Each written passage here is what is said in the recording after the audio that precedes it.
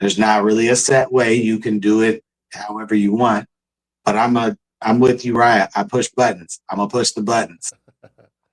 Yo, so if they didn't turn it off if they didn't turn it off and they still let me get away with Q5, I'm gonna use it until they turn it off. That's what I'm saying. Yes, sir. So my question is, um, how does how does chaos affect your like how does chaos affect your overall image? Like how the more you increase it, how does it affect your overall image? So It goes.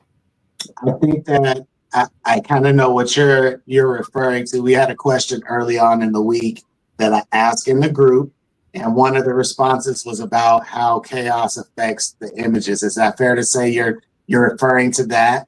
Yes, because a lot of people are afraid to use it. I got you. I got you. Okay. So for me, and I put some prompts in the chat. So we'll use any one of those four prompts that I put in the chat. Let's just take the last one. I'm going to read through it. So, digital art of an African American woman with glowing eyes, surrounded by neon city lights and holographic icons symbolizing social media marketing tools. The background is a bustling cyberpunk landscape. I would go, comma, dash dash C35. So saying, yes, I still want the digital art of the African American woman with glowing eyes. I want her to be in a neon city with holographic icons, but I don't care what that looks like. I just want variety. Give me something to choose from. So that Chaos 35 is saying, hey, I do not want image 1 and 2 to look alike. I do not want 1 and 4 to look exactly identical. I want them to all be noticeably different. Same, similar topic and the same character, possibly, but pose different, hair twirled different, clothes look different, street lights look different. Little subtle things in each image will look noticeably different. So the chaos is telling Midjourney, make each image different than the other, more so than if you were at chaos 02. That's saying, hey, just follow the prompt, make sure it looks like this, and maybe give them all a different color light or a different color hair tie. Does that kind of make sense? It Yeah. does. It doesn't necessarily affect what the overall image is going to be per se by using the chaos. I got something for the audience, so definitely stay tuned to the end because I got a bonus presentation for you guys too, with a tip on exactly that, how to push the prompt further than what you may have intended. Should And beginners? I'm sorry. go ahead. No, go ahead. So should beginners um play with chaos early on, or should they wait until they experience? I mean, till they played around with like stylization. I mean, stylize and things like that, or should they just go in and just play with? What would you recommend? I mean, Push the buttons. Push the buttons. I knew you Push were going the to say that. buttons. I knew you were going Yeah, to say that. But I just, push the buttons. a lot of people are when it comes to you hear that word chaos. Mm-hmm. For me, I'm ready to push it. Like I'm ready to push it. I Like, know. but then for other people who hear it, they're like, "Ooh, I don't know if I want to." So that's why I'm asking: would you recommend Okay. them experiment to the first try? So the short answer is no.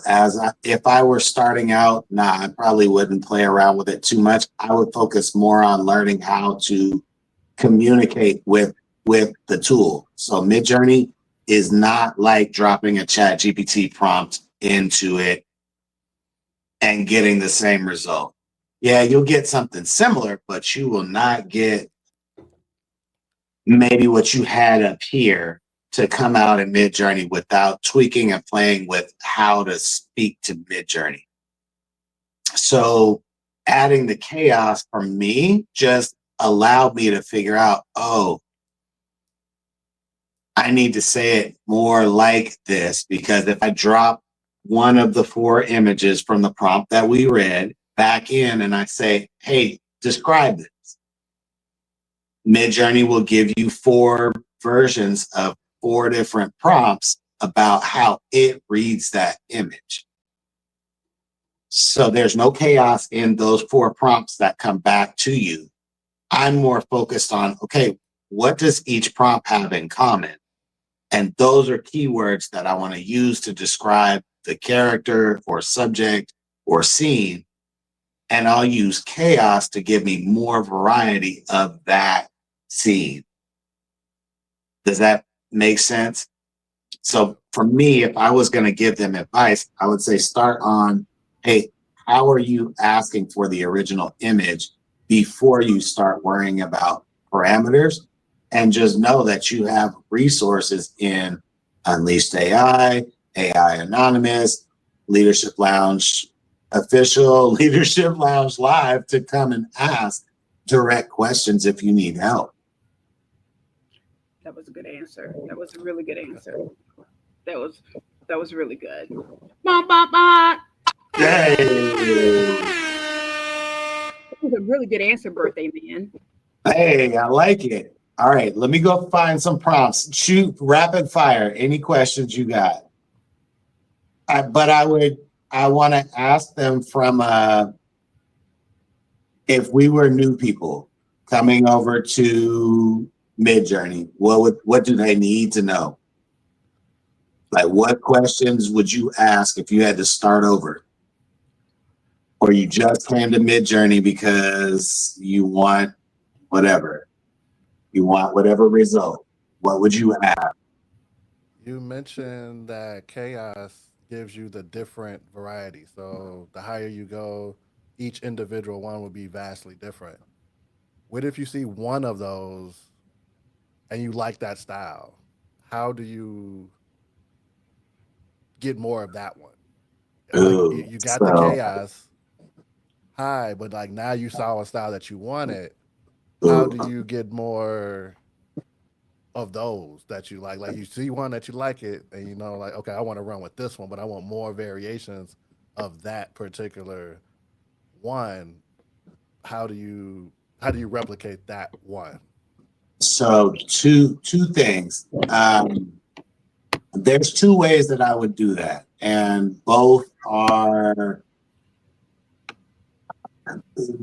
their own pros and cons. I'll say it that way. So I'm putting 2 examples of parameters in the chat. So the first one is I would style reference that image if I wanted more of a series like that.